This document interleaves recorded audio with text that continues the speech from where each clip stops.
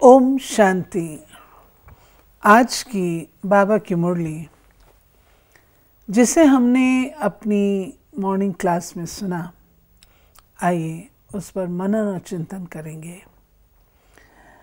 बाबा ने कहा, मीठे बच्चे, इस पुरानी दुनिया, पुराने शरीर में कोई मज़ा नहीं है, इसलिए इससे जीते जी मरकर बाप का बन जाओ, सच्चे परवाने बनो।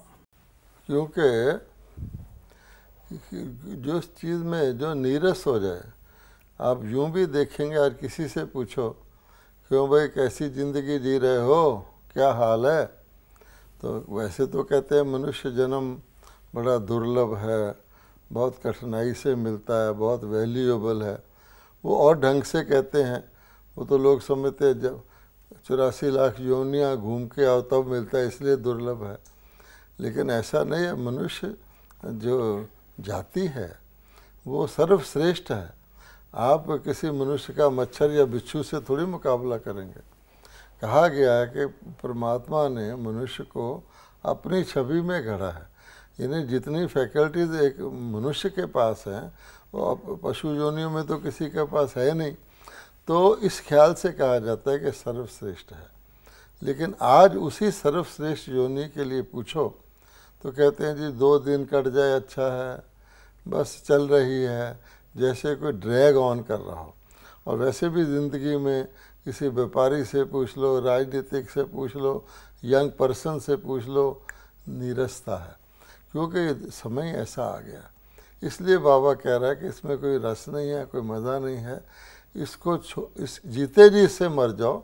क्योंकि मरने पर तो आजकल तो कोई लोग सच में सुइसाइड भी कर रहे हैं, ताकि इस दुख की दुनिया से फ़ायदा ही क्या है। बाबा ये नहीं कह रहा, सुइसाइड को तो भगवान महापाप कहता है, क्योंकि ऐसे मिले हुए दुर्लभ शरीर को ऐसे नहीं खो सकते। लेकिन जीते जी से मरकर कुछ नई दुनिया जो स्वर्ग में जाने की तैयारी करो, अपने आप को देवता बनाओ, तो तुम्हें इसके ड्रजरी से भी बच जाओगे, नीरसता से भी बच जाओगे, कांटे जो चुभते हैं उससे भी बच जाओगे, और फूलों की दुनिया में जाने की तैयारी भी करोगे। बाबा ने कहा, सच्चे परवाने बनो। हाँ, तो पर सच्चा परवाना कहा जाता है ना, जो क्षमा पर फिदा हो जाए। तो भगवान को भी क्षमा कहा गया, तो इसलिए भगवान कहता है कि मर मिटो मेरे पर। लोगों ने इसका भी अर्थ ये बना लिया, बलि चढ़ जाओ। ऐसा मर मिटने का नहीं, भगवान कहता बलिहार जाओ, यानी मेरे ऊपर कुर्बान जाओ। ऐसा नहीं कि कई लोग बकरा कुर्बान कर रहे हैं भगवान के ऊपर, कई अपना ही बलि चढ़ा रहे हैं, ये भगवान ने ये नहीं कहा। मतलब फुल्ली मेरे प्रेम में लवलीन हो जाओ, इस तरह से। फिर बाबा ने आज नई बात बताई है, संगम युग का फैशन। हाँ, मैं संगम युग का फैशन है कि तुम यहाँ बैठे बैठे अपने ससुर घर वैकुंठ का सैर करके आते हो। ये संगम का फैशन है। सूक्ष्म वतन का राज भी अभी खुलता है। ये बाबा ने क्यों कहा फैशन है? यूं भी व्यक्ति दुनिया के अपने मन से कहीं भी घूम के आ जाते हैं। आप एक बारी शिमला जाओ, कभी भी बैठे हुए शिमले का चक्कर लगा के आ जाते हो। लेकिन फैशन इसलिए कहा कि केवल और केवल संगम युग पर परमात्मा हमें तीनों लोकों, तीनों कालों का ज्ञान देते हैं। अब किसी को स्वर्ग का पता ही नहीं, स्वर्ग कब था, कब आएगा, वहाँ कैसा जीवन था। स्वर्ग के बारे में भी लोगों ने अटकल लगाए हुए हैं। हेवन, पैराडाइज, जन्नत कहते हैं, वहाँ शायद शराब की नदियाँ बहती थी, वहाँ हूरें मिलती थी। ये कोई स्वर्ग का तस्वर थोड़ी है। तो भगवान कहते हैं इसलिए संगम पर तुम ब्राह्मणों को मैंने एक्यूरेट ज्ञान दिया है, इसलिए तुम सूक्ष्म वतन की भी सैर करके आ सकते हो। दुनिया को सूक्ष्म वतन का पता ही नहीं। सतयुग, त्रेता, पूरे स्वर्ग के हर युग का हर एक राज गद्दी का तुम्हें पूरा ज्ञान है, तब तुम सैर करके। इसलिए कहा ये फैशन अभी निकला और अभी तुम फैशनेबल बन सकते हो। बाबा कहते हैं किस विधि से तुम दुखों को या गरीबी को भूल सकते हो और उसमें बाबा ने कहा अशरीरी बनने का अभ्यास। उस सिचुएशन से अलग हो जाओ। जैसे डॉक्टर लोग क्लोरोफार्म लगा देते हैं तो व्यक्ति दुख को भूल जाता है, ये फिजिकल है। लेकिन मानसिक तौर पे तुम स्पिरिचुअल नशे में रहो, बॉडी कॉन्शियस से अलग हो जाओ, ये अभ्यास चाहिए बहुत, तब तुम उस चीज़ के गम को भूल सकते हो। ये कहा ना बाबा ने, गरीब बच्चे ही बाप की गोद लेते हैं। तो बाप के पास हम आए हैं, ये नशा हो। यानी भूलने के कई तरीके होते हैं। आप किसी अच्छी चीज़ को याद करने लग जाओ तो दुख की चीज़ भूल जाएगी, पर उस वक्त दुख की अच्छी चीज़ याद आए। घोड़े के भी पाँव में लोहे का वो लगाते हैं हॉर्स शू, तो उसके कान को ज़ोर से दबाते हैं ताकि उसको कान का दर्द की तरफ ध्यान जाए, तो वो लगा देते हैं। ये सिस्टम है। तो बच्चे को भी इंजेक्शन लगाना और टॉफ़ी दे देते हैं। इसीलिए भगवान ने कहा ये तो हुए स्थूल कारण, लेकिन शरीर से अलग हो जाओ, जिसका अभ्यास चाहिए। हूँ मैं आत्मा अलग, पिंजरे में आई हुई हूँ, अब इसमें इतना बंधी हूँ मैं अपने शरीर से अलग कर ही नहीं सकती। शारीरिकपन के अभ्यास से ये संभव है। जो गीत बजा है वो हम सुनेंगे, महफिल में जल उठी शमा। महफिल में जल उठी शमा परवाने के लिए, प्रीत बनी है दुनिया में मर जाने के लिए। चारों तरफ लगाए फेरे फिर भी हर दम दूर है। बाबा ने कहा है कि सावित्री और सत्यवान का बाबा ने मिसाल दिया। जो बात आपने एक्सप्लेन की शुरू में, कोई शारीरिक रूप से बलि चढ़ने की बात नहीं है, परंतु शिव बाबा के प्यार में लवलीन हो जाने की बात है। तब बाबा ने बहुत सुंदर शब्दों का उपयोग आज किया है कि बच्चे छीछी दुनिया है, रौरव नर्क है। अब बाप तुम बच्चों को कहते हैं बच्चे तुम अब मेरे बन जाओ। क्यों? मैं तुमको सुखधाम ले चलने आया हूँ। ये दुख का धाम है। अब तुम मुझ क्षमा पर खुशी से परवाने बन जाओ। यानी दुख की दुनिया रौरव नरक है। अब भगवान कहता है कि ये तुम समझते भी हो, इसलिए अब मैं आ गया हूँ, तुम्हें ज्ञान दिया है कि पर मैं अवतरित हो चुका हूँ, तो पूरी तरह से मेरे पर फिदा हो जाओ, अर्थात नछावर हो जाओ, संपूर्ण समर्पित हो जाओ। इससे तुम उस सारे दुख की दुनिया से भूल जाओगे। बाबा ने कहा ना कि कई ऐसे होते हैं, बत्ती जगती है तो पैदा होते हैं, बत्ती बुझती है तो मर जाते हैं। जैसे दिवाली पर बाबा ने आज मिसाल दिया, छोटे छोटे हरे हरे पतंगे होते हैं। यानी वो लाइट से उनका कनेक्शन होता है। आप यूं भी देखेंगे कि पतंगे जो हैं रात के वक्त पर कोई भी लाइट जलाओगे आके इकट्ठे हो जाएंगे, दिन के वक्त जलाओगे तो नहीं आएंगे, क्योंकि अंधकार में ही रोशनी की आवश्यकता होती है। तो ये तो एग्जाम्पल है, लेकिन अज्ञान अंधकार में जब पूरी तरह से डूबे हुए हों, दर दर ठोकरे खा रहे हों, अंधेरे में क्या होता है, व्यक्ति को कुछ पता ही नहीं लगता सांप है या रस्सी है, कोई आगे कांटेदार झाड़ी आ रही है, कोई कहीं गिरने का खतरा है, तो बहुत मुश्किल से चल पाता है। अंधे को देखो आप, तो अगर अंधा का तो फिर भी लाठी से, अगर आपके सारे चारों तरफ अंधकार ही हो तो लाठी से भी आप कितना चेक कर सकोगे, आगे पानी का समुंदर आ रहा है, आगे कोई रेलवे ट्रेन आ रही है। इसलिए भगवान कहता है कि आपको मैं रोशनी की किरण दिखाता हूँ तो जैसे जीवित हो जाते हैं पुनः। यानी एक आत्मा जो है बिल्कुल मरी हुई जो होती है, बिल्कुल शक्तिहीन, उसकी गति भी नहीं होती, धक्के खा रही होती है, स्टम्बलिंग कर रही होती है, वो एकदम रोशनी में आ जाती है। तो तुमको अब ये जानकारी मिली है, इसलिए तुम एकदम जागृत हो जाओ, जैसे तुम्हारे में नई लाइफ आ जाती है। नई लाइफ कैसे आए वो बाबा ने बताया, जिसको मैं पढ़ूंगी, छोटी छोटी बातें हैं। बाबा कहते हैं तुम तो चेतन मनुष्य देह के बंधन है, इन्हें जीते जी छोड़ दो। ठीक है। अपने को आत्मा समझ मेरे साथ योग लगाओ। खुशी में रहो तो शरीर का भान खत्म होगा। अब इस दुनिया को छोड़ करके हम जा रहे हैं। दुनिया कोई काम की नहीं है, इससे दिल नहीं लगाओ। छोटी छोटी बातें हैं। हाँ, सारी इम्पोर्टेंट है। आप कुछ कहना चाहेंगे? बाबा ने तरीका बताया, विधि बताई है। फिर बाबा कहते हैं कि तुमको ले जाने वाला मैं ही हूँ, और उसका रीज़न ये है तुम जाना तो चाहते हो लेकिन तुम्हारे पंखे टूटे हुए हैं। जब पंख टूटे हैं तो अपने आप कैसे तो जा नहीं जाएंगे? सकते। अपने आप को ही भगवान समझ करके बैठे हैं, ये पंख तोड़ रखे हैं, खुद को ही भगवान माना है, तो वो कहाँ ले जाएंगे? बाबा कहते खुद नहीं जा सकते, खुद ही नहीं जा सकते, तुम्हारी सदगति फिर कैसे करेंगे? इसलिए भगवान ने कहा है कि इन साधुओं आदि का भी मैं उद्धार करता हूँ। वो समझते कृष्ण भगवान वाच है, परंतु यह है शिव भगवान वाच। अब इसमें परमात्मा ने ये बताया है, कई लोग पूछते हैं कि परमात्मा ऊपर से उद्धार क्यों नहीं कर देता, नीचे आने की क्या आवश्यकता है? तो बाबा ने बताया है कि जैसे कोई मोटर कार है, सड़क पे ख़राब हो गई, खड़ी हो गई। अब मोटर कार अपने आप तो गैरेज में नहीं जा सकती, इसी प्रकार से तुम आत्मा इस धरती पर आ गई, तुम्हारी आत्मा पतित हो गई, तुम्हारे पंख तो ख़त्म हो गए।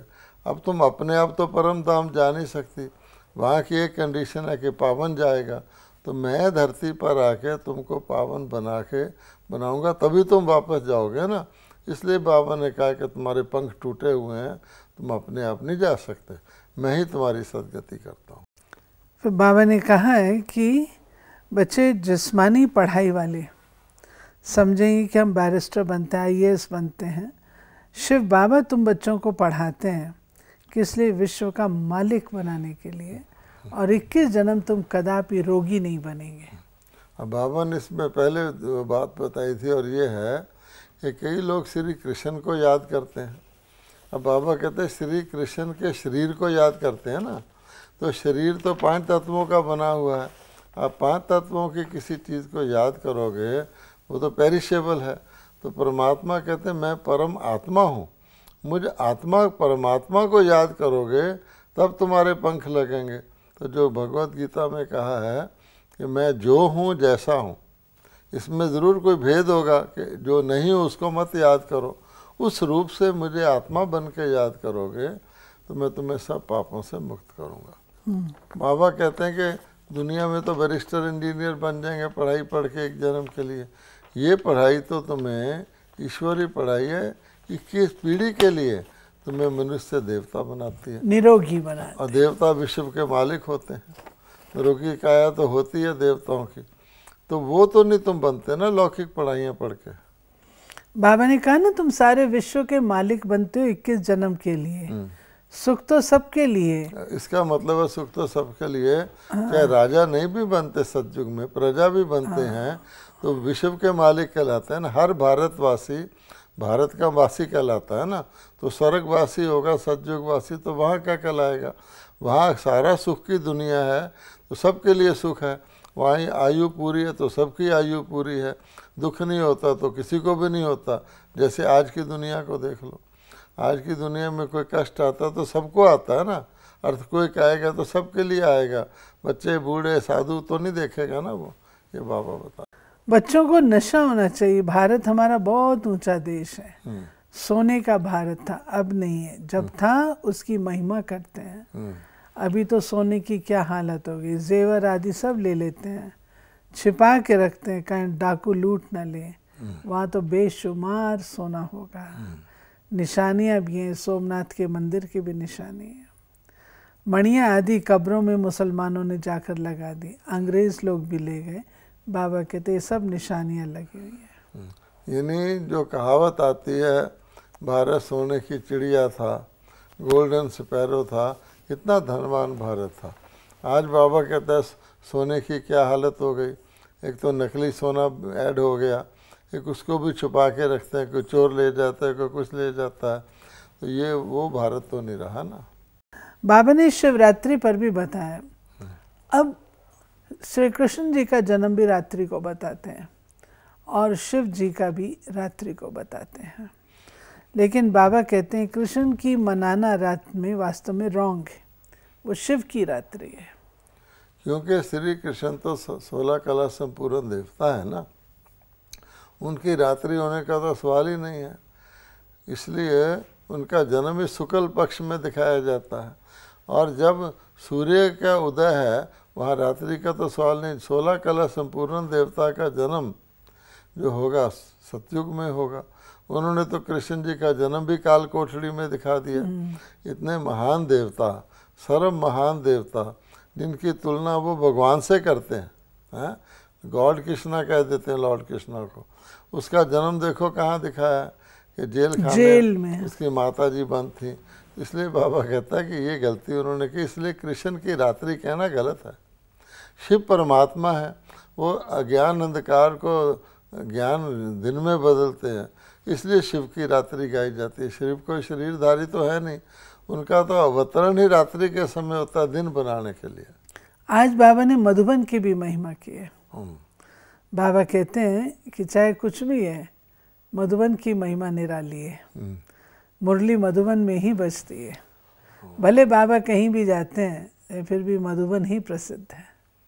क्योंकि एक स्थान पर बाबा ने, जहाँ पर भगवान ने अवतरित होकर ज्ञान की मुरली सालों साल चलाई, वही जगह मुरली की जगह कहलाई जाएगी ना। मधुबन में मुरलिया बाजे रे, तो मधुबन नाम रखा गया है कि वो वन जहाँ पर मधु लेने के लिए हनी बीज आती है। दुनिया के अंदर तो दो तरह का होता है ना, एक तो मक्खी होती है, एक मधुमक्खी होती है। अब मधुमक्खी तो फूल ढूंढती है कि वहाँ से हमें हनी मिलेगा, तो मधुबन नाम इसलिए रखा गया है कि ज्ञान की जो हनी है वो भगवान वहाँ आत्माओं को वितरण करते हैं। बाबा कहते हैं तुम्हारा प्रीतम शिव बाबा है और आत्मा भी उनको याद करती है। भक्ति में कितना भटकते थे, अब पहचान मिली है। यानी ढूंढते थे, अब पता लगा कि हमारे परम प्रिय परम पिता या परम प्रीतम परमात्मा है। अब जैसे मुरली को कहा जाता है मीठी मुरली, हनी को भी मीठा कहा जाता है, तो भगवान कहते हैं मैं तुमको ऐसा ज्ञान देता हूँ जिससे तुम्हारा बोल मधुर हो जाता है, मीठा हो जाता है, सुखदायी हो जाता है। देवताओं का क्या दिखाते हैं? देवताओं को कभी क्रोधित या गुस्सा करने वाले या अभिमान के द्वारा नहीं, देवता तो बहुत थोड़ा बोलते हैं और मीठा बोलते हैं। तो ये मधु भगवान माउंट आबू से ही मुरली चला के सुनाता है ना। बाबा ने कहा है कि लोग तुम्हारी बात सुनकर हंस पड़ते हैं कि स्वर्ग की बादशाही, ये स्वर्ग की बादशाही इनको कैसे मिलेगी। बाबा कहते वो जानते ही नहीं है कि इनका पिता भगवान है, तो भगवान तो स्वर्ग ही देगा ना। वो तो मरने के बाद कह देते हैं लेफ्ट फॉर हेवनली अबोर्ड, कहाँ गया जी स्वर्गवास हुआ। क्योंकि उनको पता नहीं है कि बीके लोग जब कहते हैं परमात्मा हमारे लिए स्वर्ग स्थापित कर रहा है, हम स्वर्ग के लिए पढ़ने जाते हैं, तो हैरान तो होंगे ही ना। बूढ़ी माताएं हैं, संसारिक रीति से पढ़ी लिखी भी नहीं है, कॉपी लेके जा रही हैं ब्रह्मा कुमारी सेंटर में। पूछो माता जी कहाँ जा रही हो? हम स्वर्ग के लिए पढ़ाई पढ़ने जा रहे हैं। तो लोगों की समझ में तो नहीं आएगा ना। बाबा ने आज की मुरली में ये भी कहा है कि तुम बच्चों को देवता नहीं कह सकते, अभी तुम अभी संपूर्ण फरिश्ता बनते हो। अभी हो तुम ब्राह्मण, पहले थे हम मनुष्य शूद्र, फिर हम बने हम ब्राह्मण, ब्राह्मण से हम बनते हैं फरिश्ता, और फरिश्ते के बाद हम बनते हैं देवता। एक तरफ बाबा ने बताया ना, लोग हंसते हैं तुम कैसे स्वर्ग में चले जाओगे, क्योंकि परमात्मा कलयुग के अंत में आके हमें अडॉप्ट करते हैं, तो हमारे शरीर भी कलयुगी होते हैं, दुनिया भी कलयुगी होती है। कलयुग में तो देवताओं की परछाई भी नहीं पड़ती, इसलिए देवता तो कहला नहीं सकते। देवताओं के गुण धारण कर रहे हैं, देवताओं बनने के लिए ज्ञान ले रहे हैं, देवता बनने के लिए योग के द्वारा शक्ति ले रहे हैं भगवान से, तब बाबा कहता है कि इस दुनिया में तुम देवता इस जन्म में नहीं कहला सकते, तुम देवता बनोगे तो दुनिया भी परिवर्तित हो जाएगी। फिर बाबा ने हम बच्चों को एक शर्त कही है, और वो शर्त ये है कि बाबा कहते सिर्फ मुझ एक से ही अपनी बुद्धि की प्रीत जोड़ो। धन बट वन कहा जाता ना, जो कहेगा मेरा तो एक ही भगवान, उसका कल्याण हो जाएगा। जो दो बेड़ी में सवार होगा कि परमात्मा का भी बना रहूं और दुनिया का भी बना रहूं, मैं ज्ञान भी सुनता रहूं, और जो ज्ञान में परहेज बताया गया वो करूँ ना, अन्य दोष से बचूँ ना, संग दोष से बचूँ ना, विषय भोगी बना रहूं। तो बाबा कहता है वो तो प्राप्ति नहीं होगी ना, बिल्कुल नहीं हो सकती। फिर आज की मुरली में वरदान है, संगम युग पर हर समय, हर संकल्प, हर सेकंड को समर्थ बनाने वाले ज्ञान स्वरूप भव। ज्ञान सुनने और सुनाने के साथ साथ ज्ञान को स्वरूप में लाओ। ज्ञान स्वरूप वह है जिसका हर संकल्प, बोल और कर्म समर्थ हो। सबसे मुख्य बात संकल्प रूपी बीज को समर्थ बनाना है।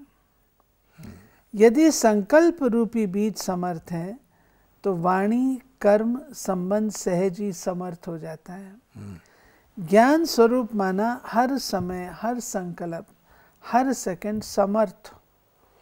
जैसे प्रकाश है तो अंधेरा नहीं होता, ऐसे समर्थ है तो व्यर्थ हो नहीं सकता। समर्थ क्या होता है? समर्थ मैंने विल पावर।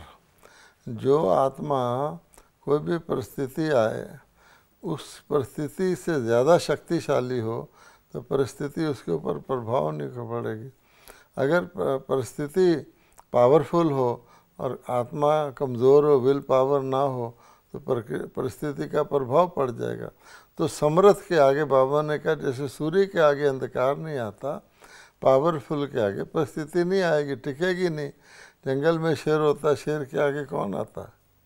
ये भाव है। स्लोगन है, सेवा में सदा जी हाजिर करना यही प्यार का सच्चा सबूत है।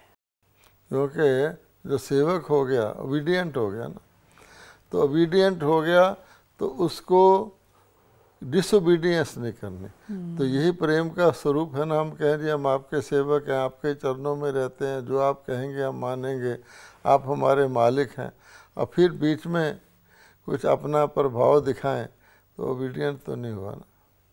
और सदा जी हाजिर। हाँ, जी हाजिर जी हजूर। हाँ जी, जो कहे, जब कहे, जहाँ कहे वहाँ के लिए हाजिर हो, तभी तो उसको सपूत कहेंगे। इसी में हमारा भाग्य भी बनता। ये थी बाबा की आज की मुरली। और आज की मुरली में बाबा ने हम बच्चों को ये बात कही कि अपनी संगम युग की प्राप्तियाँ उन्हें सिमरण करते सदा खुश रहो। अगर वो खुशी होगी, प्राप्तियाँ बुद्धि में होंगी, तो जो पास्ट की बातें हैं उनको आप सहज भुला सकेंगे। निसंदेह बहुत बार पास्ट की बातें याद आती और डिस्टर्ब करती हैं। मुक्ति चाहते हैं तो संगम युग की प्राप्तियों को बुद्धि में रखें। ओम शांति।